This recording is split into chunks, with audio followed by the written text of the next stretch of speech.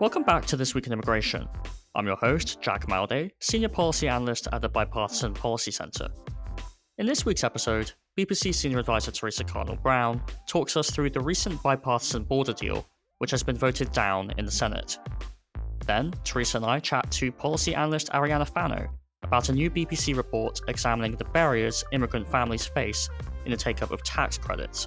The child tax credit and earned income tax credit are crucial anti-poverty tools, but many individuals in need, including a disproportionate share of eligible immigrants, do not claim these credits for a variety of reasons. The report also looks at the positive impacts of these tax credits for immigrant families and the wider economy, underlining the importance of removing barriers to access. After this, we chat to BBC Associate Director Emerson Sprick, who tells us all about a recent bipartisan tax bill that includes an expansion of the child tax credit. Stay tuned.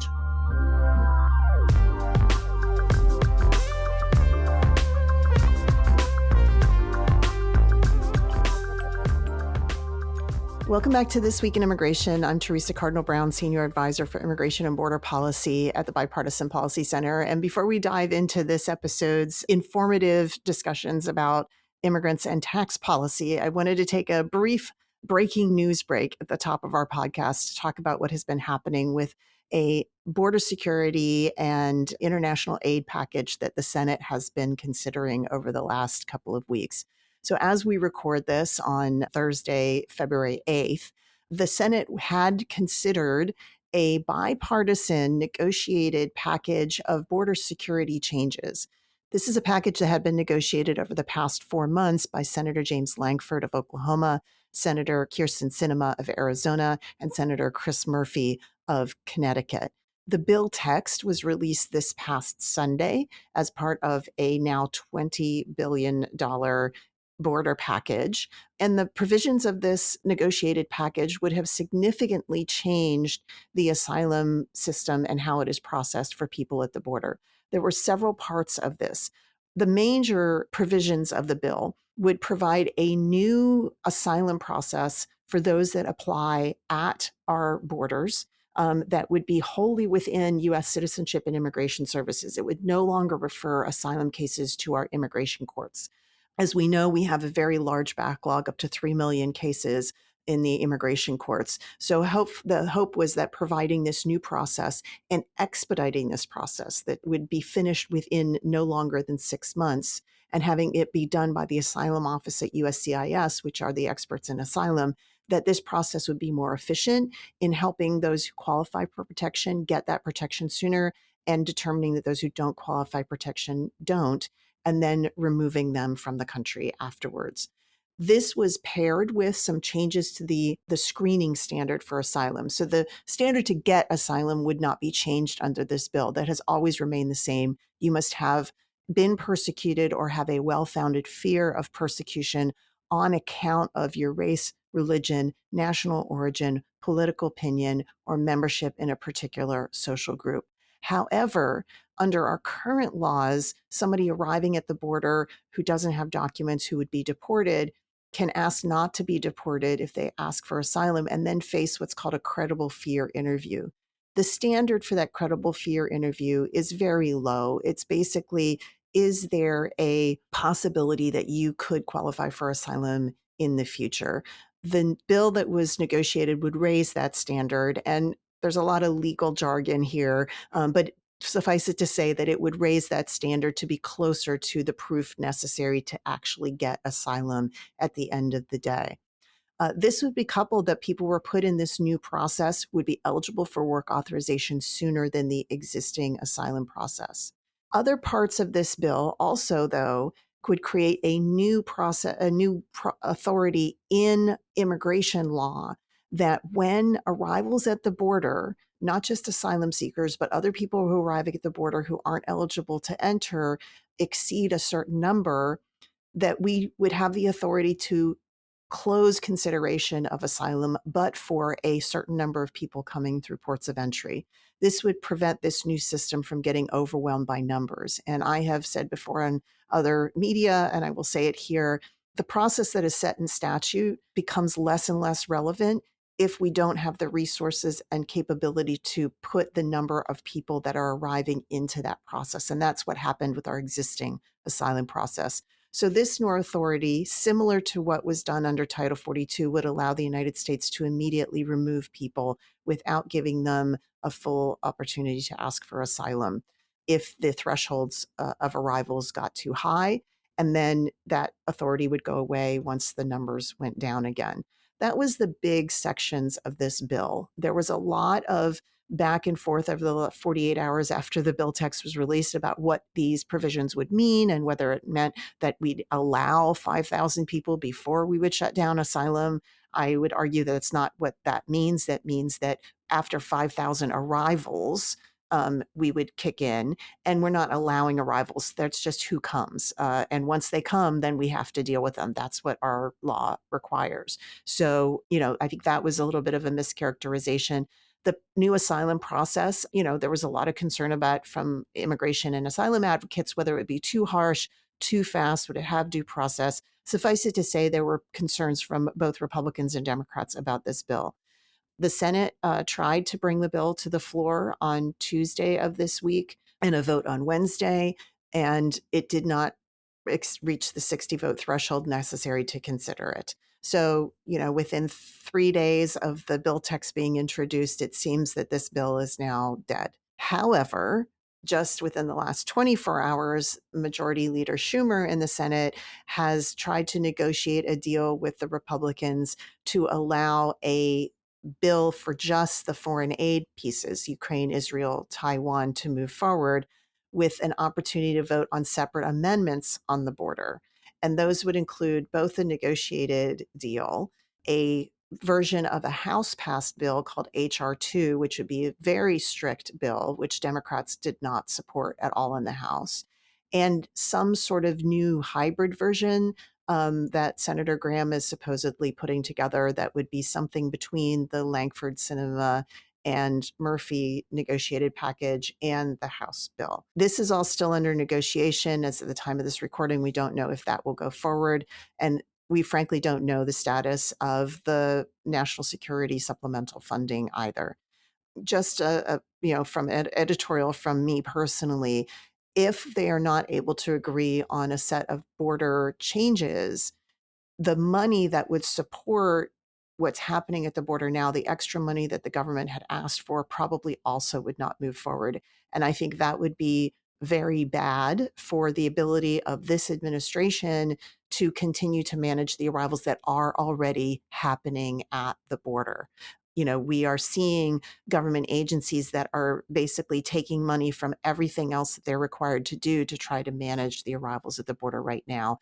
And we continue to have people that are released into the country into an extraordinary backlog in immigration courts.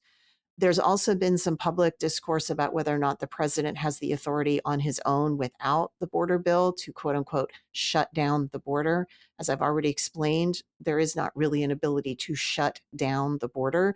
People will arrive, and once they step foot on U.S. soil, we are required under law to process them in some way. The president has tried various ways of changing the asylum laws and or determining whether or not he has the ability to not process people for asylum.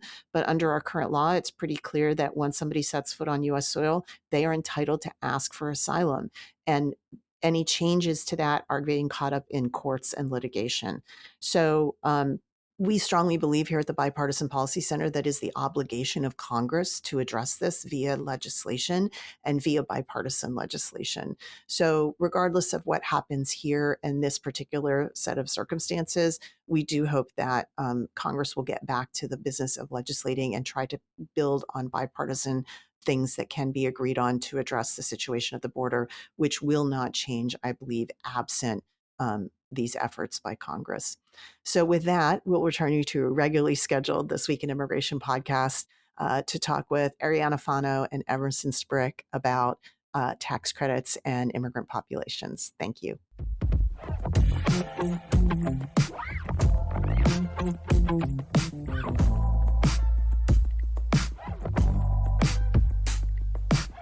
Tax credits play a vital role in helping workers and families pay for critical needs like childcare, healthy food, medical care, and housing. But there are wider benefits too. The use of tax credits can boost labour force participation and economic growth. Despite this, many individuals, particularly immigrant families, face barriers to accessing tax credits. To talk about a new BBC paper that examines these issues in detail, we welcome Arianna Fano. Arianna is a policy analyst for BBC's economic policy programme, where she focuses on tax policy, fiscal policy, and the debt limit. Before starting at BBC, Arianna worked as a research and policy associate at Americans for Tax Fairness, conducting research on tax policy and economic inequality. She also completed a Fulbright Fellowship in Argentina after receiving her BA in politics from Bates College. Welcome to the podcast, Arianna. Thanks so much for having me.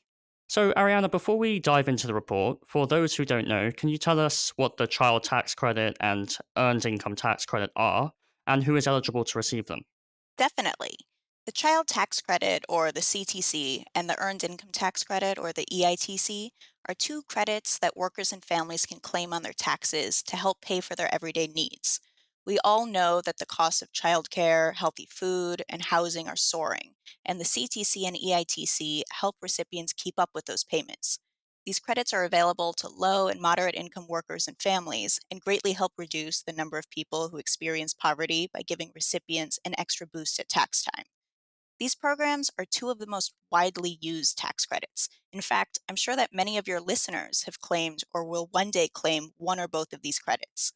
The CTC in particular helps families keep up with the costs of raising children, and the EITC encourages recipients to enter the workforce and increase how much they work and the amount they are paid. Just to give you an idea of how widespread these credits are, in 2022, about 23 million workers and families received the EITC. But I just want to clear up this common misunderstanding. Many immigrants are eligible for these credits because, importantly, both documented and undocumented immigrants pay taxes. Yet, eligibility for these credits differs on a variety of factors, one of which is citizenship status. For the CTC, filers can claim the credit as long as their children have Social Security numbers, even if they file using an ITIN, meaning that many mixed status families can be eligible for the CTC. On the other hand, the EITC requires everyone claimed on the tax form to have a Social Security number, which restricts access to the credit for about 2.4 million immigrant families who file using ITINs. And while the CTC and EITC are widely used, not all individuals that are eligible for these credits take advantage of them for a variety of reasons. And eligible immigrants are less likely to claim these credits than those who aren't immigrants due to unique barriers. So, just to clarify for our listeners, an ITIN is an individual taxpayer identification number, which the IRS can grant to individuals who need to file a tax return because they've earned income in the United States but may not be eligible for a Social Security number. Now, that could be somebody who's here on a visa that's not work authorized, but they earn income, say, from interest or investments, or it could be somebody who's undocumented, right? So, we want to make sure that our listeners understand that differential. So, Arianna, what is the evidence on the economic and social benefits of these tax credits? So, I think the most important takeaway for your listeners to know is that these credits have been shown to have vast economic, health, and education benefits for recipients and their families. The reason for this is because those who receive the credits are better able to invest in their children's health and education and be better prepared to respond to emergency costs like medical care. There have been a lot of prior research done that covers these benefits. So, economically speaking, CTC and EITC recipients and their children are more likely to be financially self sufficient, earn higher salaries in the short and the long term, and spend more, which benefits the broader economy as well. In terms of health, these credits have been shown to improve the health of mothers and their children. For instance, a 2020 study found that an additional $100 in a family's average annual EITC until a child is 18 increases the likelihood that that child will have very good or excellent health during their adulthood. The additional funds from these credits are especially important for immigrants, as immigrants are more than twice as likely to be uninsured as those born in the US. Health disparities between immigrants and non immigrants have also been exacerbated in recent years due to increased discrimination, stress, and policies that limit access to health resources for mixed status families, making receipt of these credits especially crucial for immigrants. These credits have also been proven to have educational benefits for recipients and their children. With the extra funds, parents can help pay for school materials or even put money aside for a college fund for their children. This is particularly impactful again for immigrant children who often face distinct educational challenges compared to US born students, such as lower English proficiency and a lower quality of schools they attend. So, overall, recipients have a lot to gain from these credits, both economically and socially. Great, thanks for that background, Arianna. So let's move on to the report. Firstly, can you tell us what the objectives of the report were? Definitely. So, this brief, which I co authored with my colleagues Emily Wilk and Rachel Snyderman, builds on BPC's prior research on the CTC and EITC. In a previous report titled Claiming Complexity, BPC uncovered many of the administrative barriers that prevent eligible communities from claiming the CTC and EITC. In this new report, we are essentially trying to explore two further questions. The first of which is, what additional unique barriers do immigrants face in claiming these tax credits? And the second is, if we reduce those barriers so that more immigrants can take advantage of these tax credits, what would be the broader implications for the economy? To answer these questions, we consulted with experts in tax and immigration policy, as well as on the ground practitioners to determine what barriers immigrants face in claiming these credits. We then simulated what the effects would be on economic growth, jobs, and revenue if more immigrants who are already eligible for these credits claimed them. So let's start with the barriers because you talked about the barriers that people face. What are some of those barriers and which groups face them? So I'm just going to throw out an idea that everyone who has filed taxes already knows. The tax code is really hard to navigate, and it's even more complex for immigrants who may not be as familiar with federal bureaucracy as those born in the US. Understanding what tax credits you might be eligible for is a problem for everyone, but we also need to be mindful that there are additional barriers that some communities face that make it even harder to find tax credits that they can claim or even know that they exist in the first place. So, in this report, we explain some of these barriers that immigrant communities face in claiming these credits. First of which is eligibility confusion. Recent changes in the laws governing eligibility for these tax credits, as well as different criteria between the two credits, and even different criteria between the federal credits and state versions of these credits, makes it incredibly difficult for filers to figure out whether they qualify to claim the CTC and EITC. Immigrants also face documentation challenges. For those who are filing using ITINs, obtaining their ITIN may take as long as 11 weeks, which may lead filers to miss out on these crucial credits. Even once filers receive an ITIN, many tax preparers and preparation services don't know how to file taxes using an ITIN, which narrows the resources available for immigrant communities to help navigate the tax code.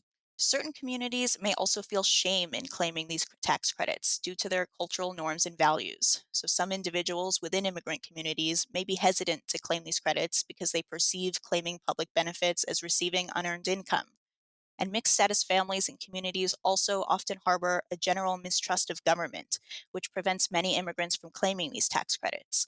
Although the IRS does not engage in immigration enforcement, many immigrants remain fearful over the potential that it could be, in part because of the Department of Homeland Security's current inadmissibility on public charge grounds regulation, or the public charge rule. Teresa, you're the expert here. Could you briefly explain what the public charge rule is? Yeah, so we've covered this several years ago when this was really in the news during the Trump administration. But the immigration law has various grounds of what are called inadmissibility. Those are the reasons why somebody may not be eligible to enter the United States. And for immigrants, there's a ground called public charge. Now, this has been part of our immigration laws for a century or so. And the idea is that people who come into the United States who aren't able to support themselves or their families and would rely primarily on public benefits would be a quote unquote public charge, and therefore they're not admissible. The public charge ground was last updated in 1996 with the welfare reform laws. And there were some proposed regulations that were put out during the Clinton administration. And those sort of have been the foundation of how immigration officers have applied this rule in the past. Are you going to be preponderantly dependent on the government for your support? The Trump administration wanted to change those rules, and they issued proposed regulations and then final regulations that made many forms of public benefits and or the potential that you might in the future access some of those benefits grounds for rendering you inadmissible, not able to get a green card, for example, or a visa for you or your children. Those rules were challenged in court, and but the back and forth about will they or won't they, and the complexity of those laws, and you talked about tax law being very complex. Immigration law is equally as complex, and you merge the two, and it's just hard for anybody to understand. But that caused a lot of immigrants to be very extra wary. You mentioned some of the wariness, but extra wary about any sort of government assistance, including these tax credits that they might claim. And so the Biden administration repealed that Trump rule and issued a final rule of its own that codified in regulation the Clinton era standard, which is lower. But I think all of this back and forth over the last several years probably has exacerbated the level of misunderstanding, confusion, both for immigrants, for tax preparers, even immigration attorneys who study this are still kind of figuring out what are the rules now. Thank you, definitely. And when the Trump administration introduced stricter criteria for the public charge rule in 2018, more than 50% of immigrant families with children were wrong about what programs counted under the rule, which, to reiterate, the CTC and EITC do not count under this rule. And 20% of adults in immigrant families with children refrained from accessing public benefits that they were eligible for because of these fears of jeopardizing their future green card status. And there are institutions in place that can help ameliorate some of these misunderstandings. So, VITA sites, for example, or IRS administered tax preparation services that specifically help low income communities, can help address some of these misconceptions, but these centers face their own obstacles. So, their resources, for instance, are often very stretched because they rely on volunteers to help over 3.5 million tax filers each year. Immigrants may also face language barriers at VITA sites, which makes it more difficult for them to successfully get the help that they need. So, all of these barriers make it especially difficult for immigrants to claim the CTC and EITC and see the benefits that these tax credits provide. Well, you've mentioned a lot of barriers there. So let's move on to the solutions. What are the best approaches to remove these barriers? So, the IRS has announced efforts as part of their 2023 Strategic Operating Plan to address some of these barriers that immigrants face. Some of these changes are administrative, such as digitizing interactions with immigrant communities and expediting processes like the review of ITIN applications, and others are more focused on increasing outreach and engagement within immigrant populations. And while these are a great first step, there's also further steps that the IRS and other stakeholders could take to reduce the barriers that prevent some immigrants from claiming the CTC and the EITC. So, to combat the cultural shame and fear of becoming a public charge that some immigrant communities face, practitioners could emphasize that these credits are earned when they pay their income taxes and are not the same as becoming a public charge. Practitioners and government officials can also better meet immigrants where they're at. For example, the children of immigrants are often the ones helping their family file taxes because they may be more familiar with English. So, government outreach efforts could target college campuses, for example, and other community and cultural centers so that these children can better inform their families of tax credits that they're eligible for. We can also learn lessons from successful state and local level policies. For instance, 9 states and the city of Philadelphia have laws in place that require employers to notify employees of EITC programs. Also, facilitating collaboration between government and community efforts can help improve outreach efforts for immigrant communities. Houston, for example, built a legal aid and social service network that pooled resources and cultural and language knowledge to coordinate strategies across public agencies, community based organizations, and other entities working to help immigrants claim tax credits. Similarly, the city of Boston convened coalitions of government officials and research, law, and advocacy organizations to host webinars and in person information sessions to educate immigrant communities on how to access their state's CTC. Lastly, it's really important to leverage the positive experiences of immigrants who have navigated the tax code successfully and claim these tax credits, because many immigrant communities often learn about these programs from word of mouth. So, California has leveraged immigrants' positive experiences by actively sharing these stories to broader audiences and offering them help through a specific outreach hotline. So, you've talked a lot about sort of the benefits to immigrants and their families who claim these credits. You've talked about the barriers and some of the answers to resolve those barriers. But a key section of this report is economic modeling, because one of the theses of the report, as you mentioned, is that doing this is not just good for those immigrant families, but it's good for the economy as a whole. So, can you tell us a little bit more about the approach that you did to that economic modeling? Of course. So, in our review of the prior literature, we found that there was a lot of information about the benefits of the CTC and EITC, specifically to workers and families themselves.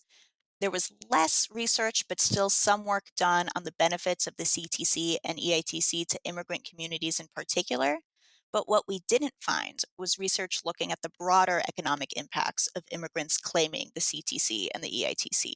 So, in our report, we really wanted to add to the existing research to better answer the question if we reduce barriers that immigrants face in claiming these tax credits so that more immigrants who are already eligible are able to take advantage of them, how would that affect the economy? To answer this question, we simulated three different short term scenarios looking at what would happen to economic growth, the number of jobs, and tax revenue if immigrants increase their claiming rates by 5, 10, and 15%.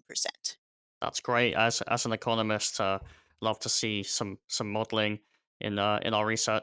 Uh, so so Ariana, what were the key results from the modeling? So, our simulation found that if immigrants increase their take up rates of the CTC and EITC, there would be short term benefits to both economic growth and the number of people working in the labor force. Specifically, if immigrants increase their claiming rates, as many as 12,000 more people would be able to enter the workforce full time, and GDP would increase as much as $3 billion. Of course, if more people take advantage of these tax credits, revenue would also decrease as well, because more people would be taking money that would otherwise be going to the government. There are also broader implications of these findings. First, these results support existing research by emphasizing the importance of the CTC and EITC to improve well being among immigrants. These findings also add to the conversation around these credits by exploring how improved engagement among immigrant families with the tax system not only helps those households, but would also positively benefit the broader US economy.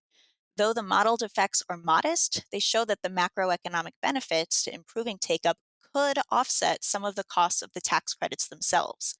These results are particularly important as Congress deliberates the future of these tax credit programs. Well, speaking of deliberation, some people are critical of these tax credits because they think that they disincentivize work, but your modeling seems to indicate the opposite is true.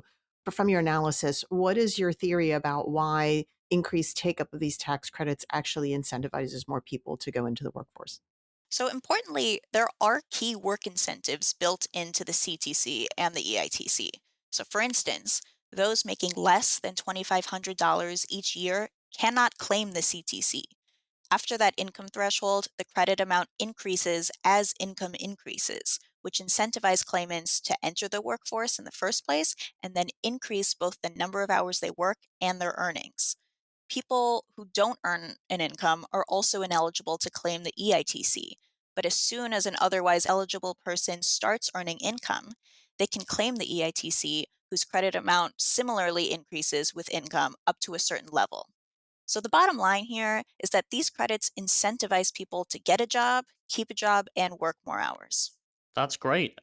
So Ariana, just want to give you the opportunity to flag anything else from the report that you think is important. Yeah, well, during our research, we found that there's a lack of data disaggregated by citizenship status and residency, which makes it especially difficult to estimate the exact effect that these credits have on immigrants and the broader economy.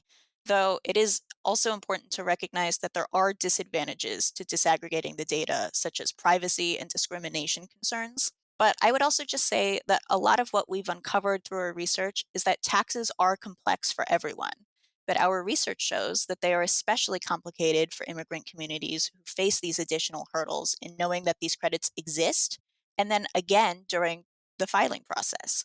So, if policymakers and practitioners work to reduce these barriers so that more eligible immigrants can take advantage of them, both those workers and families, as well as the broader economy overall, will be better off. So I know I'm not alone in that I have started the process of filing my annual taxes. So this is really timely. And I thank you very much for coming on the podcast. Where can people find this report if they want to read the full thing? So, this report can be found under the Bipartisan Policy Center website. It is called Pathways to Prosperity, and we'd love if you'd take a look. Yeah, we'll also include a link to the report in the podcast notes for listeners. So, yeah, thank you so much for telling us all about that important research, Arianna, and for joining us on the podcast. Of course, thank you for having me. Great, so we're going to take a short break, but when we come back, we'll welcome Emerson Sprick, Associate Director for BPC's Economic Policy Program, to tell us all about the recent bipartisan tax bill, which includes a child tax credit expansion. Don't go anywhere.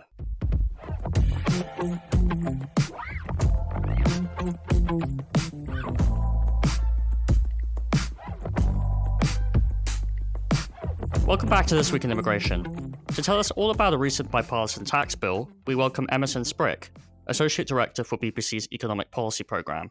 Emerson leads BPC's work on retirement and financial security. Before joining BPC, Emerson spent 3 years at the US Chamber of Commerce, supporting the fundraising and development efforts of the President and CEO. Emerson holds a BS in Economics from the University of Missouri and an MA in Economics from Georgetown. Welcome to the podcast, Emerson. Thanks, Jack. Happy to be here. So, Emerson, can you start by telling us about what is in the recent bipartisan tax bill?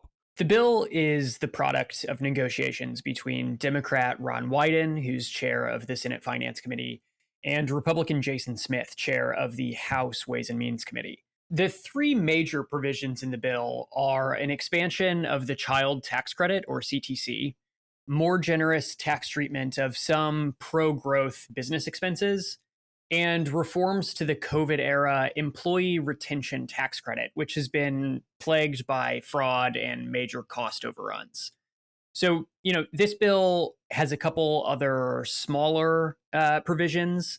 It would strengthen the low income housing tax credits and also extend some disaster tax relief to government payments that were made in response to wildfires and last year's train derailment in Ohio. Great, thanks for that summary. So, what's your overall assessment of the bill? Do you think the changes are welcome? Well, for one, the bill itself, separate from the provisions within it, sends a really important message that lawmakers from both sides of the aisle can come together to hammer out a tax deal. That's super important this year in particular because trillions of dollars in tax cuts from the 2017 Tax Cuts and Jobs Act are expiring next year in 2025. And massive negotiations are going to need to happen before then to determine which of these cuts to extend and how to pay for them. As for what's in the bill, many of the changes hew pretty closely to longtime BPC recommendations. For one, the bill would increase the CTC in a targeted way for working parents who really have the most need, and it would increase the amount of the credit that's refundable, which is another change that would help working parents with the very lowest income.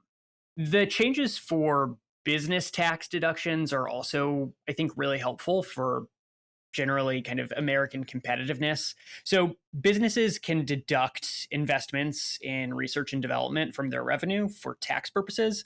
But in recent years, they've been forced to spread those deductions over multiple years, which waters down the incentive to make those investments.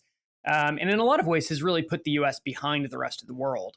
So this bill, the Wyden-Smith bill, would restore full immediate deductions for those R&D investments, which is a really positive step. And finally, this bill really breaks the mold of recent tax bills by offsetting these tax cuts with additional revenue from the reforms to the employee retention tax credit. And, as the risks from the United States kind of constant budget deficits continue to grow, paying for expenditures is really more important than it's ever been. So, the bill's not perfect. For example, it includes some retroactive tax changes, which I don't think is a particularly productive way for Congress to work and won't do much to stimulate the economy. But overall, it's a very good deal. Okay, and there has been a little bit of controversy over the eligibility of ITIN tax filers to claim the expanded child tax credit. Can you tell us who are ITIN filers and what does the tax bill say about their eligibility to claim?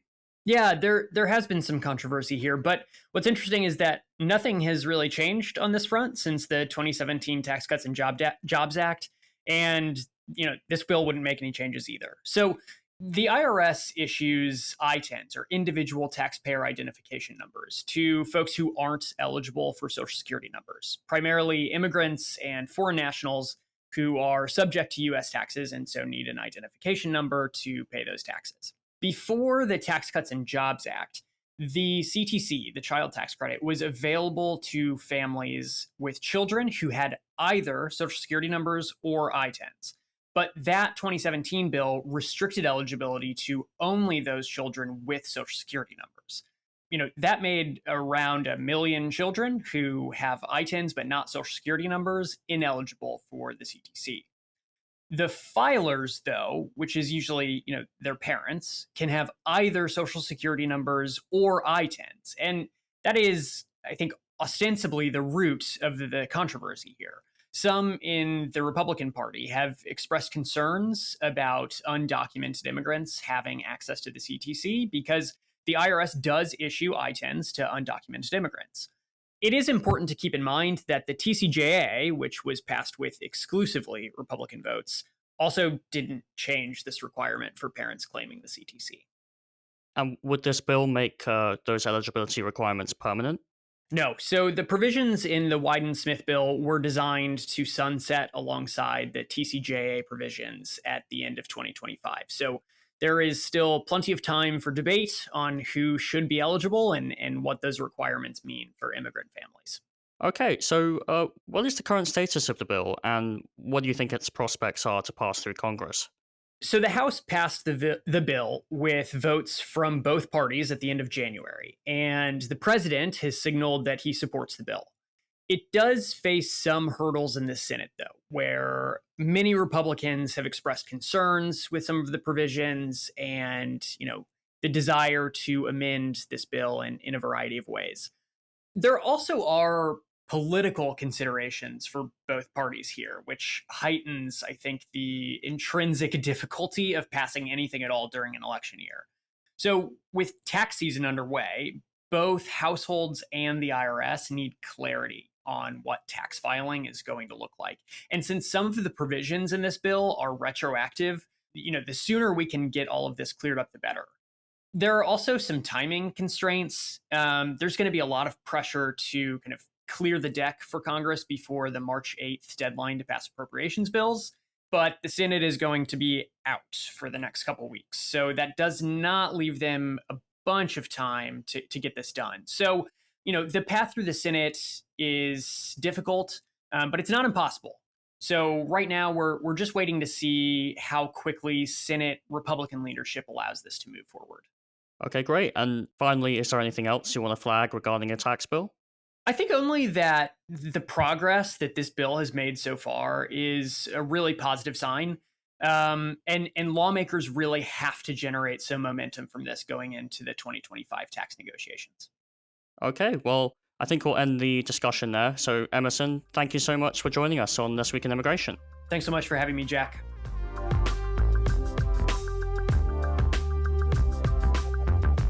And that's a wrap on this episode of This Week in Immigration. One last reminder to subscribe, rate, and review this podcast on Apple Podcasts, Spotify, or your favorite podcast platform, and share it with your friends and colleagues. You can also find our podcast episodes on the Bipartisan Policy Center YouTube channel. You can find more information on all the issues we discuss here on the show at bipartisanpolicy.org/immigration. You can follow the Bipartisan Policy Center on the X platform at BPC_bipartisan. You can follow Theresa Cardinal Brown at BPC_T Brown, and you can follow me at Jack Malde. Send your comments and feedback to us by email to immigration@bipartisanpolicy.org. I'm Jack Malde.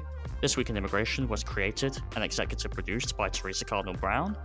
This episode was written by myself and Theresa Cardinal Brown. Joshua Joe is our audio editor. The executive producer of BBC Podcasts is Lucy Manning. Talk to you next time on This Week in Immigration.